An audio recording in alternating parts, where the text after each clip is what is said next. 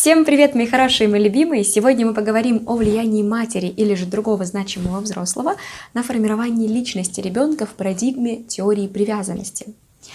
Это видео будет полезно родителям, специалистам и просто людям, интересующимся психологией, поскольку именно модель привязанности ребенка к значимому взрослому впоследствии переносится на все межличностные отношения, в том числе романтические. Не забудь подписаться, ставь лайк и поехали! Даже если мы не знакомы с психологией развития, с возрастной психологией, каждый из нас понимает и знает, что мама является важным членом семьи.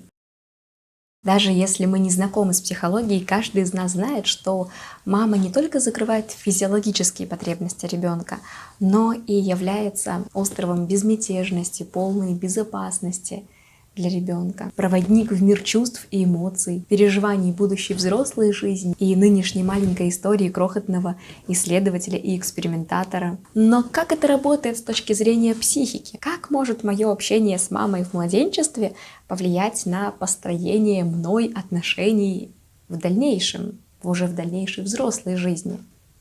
Сегодня мы с этим разберемся. А что же такое привязанность? Сам Джон Боулби говорил, что это эмоциональная нить, особым образом связывающая двух людей во времени и пространстве. Центральной темой многочисленных работ Джона Боулби стало присутствие матери в жизни ребенка или же другого значимого взрослого. Я буду говорить «мать», но мы все понимаем, что бывают разные ситуации в жизни. Он говорил о важности нахождения матери рядом с ребенком в больнице и в других ситуациях. И во многом, кстати говоря, именно благодаря усилиям Джона Боулби и его команды регламент больницы в дальнейшем изменили, и маленьких деток стали класть в больницу вместе с мамочками, не оставляя их в гордом одиночестве, наедине с болезнью и мучительными переживаниями разлуки с матерью. Собственно, как же работает теория привязанности? Дело в том, что, получив определенный опыт в детстве, мы навсегда фиксируем его как единственно верный. И отношения во взрослом возрасте мы выстраиваем уже по данной схеме поведения. А начинается все с импринтинга. Представьте себе, ребенок рождается и обнаруживает рядом с собой объект, от которого полностью зависит вся его безопасность. Вода, еда, тепло, сон, защита и прочее. Все мои физиологические потребности зависят от вот этого значимого взрослого. И поэтому естественным образом ребенок начинает за ним следовать. И каждое отдаление от значимого взрослого естественным образом вызывает у ребенка чувство тревоги. Это эволюционное чувство тревоги, которое заложено у каждого из нас и которое призвано нам помогать, призвано нас защищать. А теперь, пожалуйста, представьте себе, если мне без этого взрослого не обеспечить безопасность, комфорт, удовлетворение каких-то своих потребностей, и если этот взрослый исчезает, я оказываюсь словно на краю пропасти. Именно вот это вот состояние и называется страх отвержения. Об этом страхе мы подробнее поговорим в ролике про тревожный тип привязанности. Хорошо, а как же мне, малышу, сделать тогда так, чтобы мама никогда не исчезала, чтобы мама появлялась по первому моему зову, чтобы она всегда была рядом, пока я нахожусь в таком уязвимом положении? Здесь мне помогут удерживающие стратегии поведения. Например, если мне дискомфортно, я плачу. Если мне нужна помощь, я кричу. Если мне хочется понравиться больше моей маме, укрепить наш с ней эмоциональный контакт, я ей улыбаюсь и тем самым усиливаю симпатию. Если я хочу ненавязчиво попросить ее остаться со мной подольше, то я хватаю ее ручками. Чтобы ощутить чувство глубокого спокойствия, я мамочку преследую, я везде следую за ней хвостиком, смотрю, что делает она. И потихонечку мотаю на свои постепенно складывающиеся нейронные связи модель поведения. Еще вот что интересно, что касается преследования, вообще оно имеет две цели, сказала 4.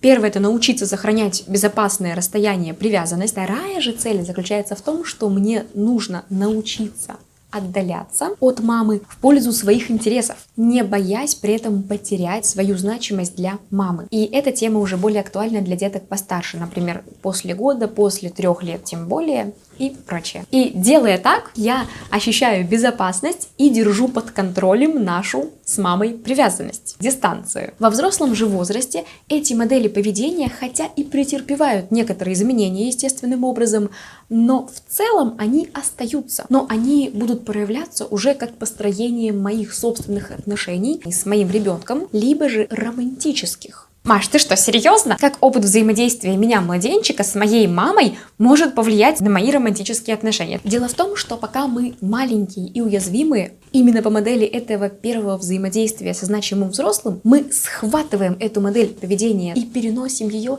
на окружающую действительность и на свою взрослую жизнь. Эта информация, минуя наше неокрепшее сознание, попадает прямиком в подсознательное и впечатывается в него. А мы с вами знаем, что именно подсознание и управляет нашим поведением. А дальше во взрослой жизни эта информация уже прорастает гармоничными или дисгармоничными паттернами взаимодействия с окружающей действительностью и близкими людьми, значимыми уже для нас взрослых. И, собственно говоря, формируется один из 4 типов привязанности.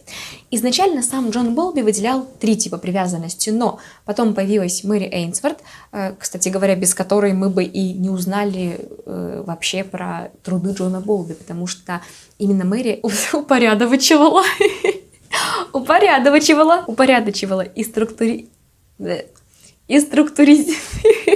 и структурировала научные данные, полученные Джоном Болби и его командой, и в дальнейшем это уже переросло в такую вот теорию привязанности, состоящую из 4 типов привязанности. Давайте поговорим про первый.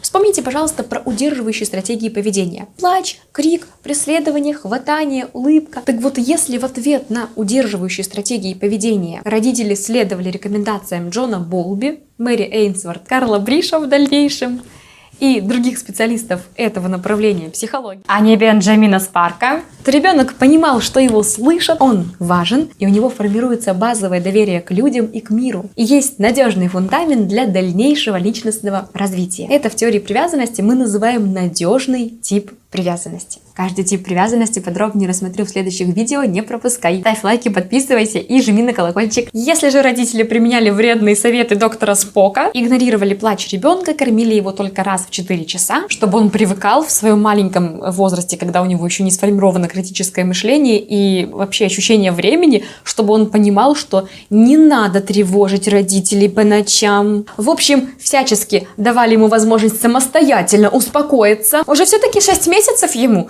уже самостоятельная личность, уже взрослеет. А ну сними его с рук, а ну убери его от груди.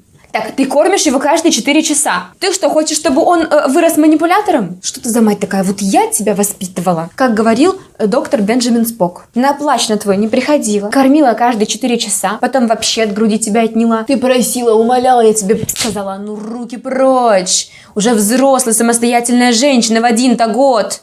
Ну и как мы с вами понимаем, в таком случае формируется тревожный тип привязанности. И привычка заслуживать любовь у таких людей остается на протяжении всей жизни. А теперь представьте, пожалуйста, себе другую историю. Если ребенка поместили в интернат или больницу, ну, скорее всего, он должен был жить где-то в то время, и поэтому его поместили без матери в больницу или запихнули куда-нибудь в интернат, или же значимый взрослый оказался настолько отстраненным и холодным, что привязанность так и не удалось выстроить, то у такого ребенка формируется избегающий тип привязанности. И такому человеку вообще больше никогда и ни с кем близость, оказывается, не нужна.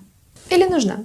А это вы уже узнаете в ролике про избегающий тип привязанности, потому что я очень подробно расскажу вам о том, как он формировался, и о том, какие стадии ребенок проходит. И, наконец, вишенкой на торте у нас оказывается тревожно-избегающий тип привязанности. Если вроде бы заботу и внимание ребенок получал, но в неожиданный момент по непонятным для малыша причинам любовь оборачивалась насилием, жестокостью, криком, болезненным шлепком, ребенок привыкает, что у него любовь всегда идет рука об руку с какой-то болью, каким-то насилием. И это на самом деле считается один из самых тяжелых типов привязанности, поскольку это люди, которые по своим жизненным сценариям от раза к разу попадают в те отношения, которые их разрушают, которые причиняют им боль, вред. Это как раз-таки история о том, что женщина встречается с мужчиной, который ее бьет. Или мужчина встречается с женщиной, которая постоянно устраивает ему такие, знаете, эмоциональные качели. То мы вместе с тобой, то нет. Дружочек, извини. Пока. Ну что ж, друзья, мы с вами сегодня поговорили о теории привязанности. Теперь вы знаете, по какому принципу у нас формируется та или иная модель отношений. И теперь вы знаете, что именно в этом возрасте у ребенка формируется доверие к миру, и созревает надежный фундамент для его дальнейшего личностного роста. А я вас крепко обнимаю, очень люблю, благодарю вас за ваше время. Подписывайтесь, ставьте лайки и до новых встреч. Пока-пока.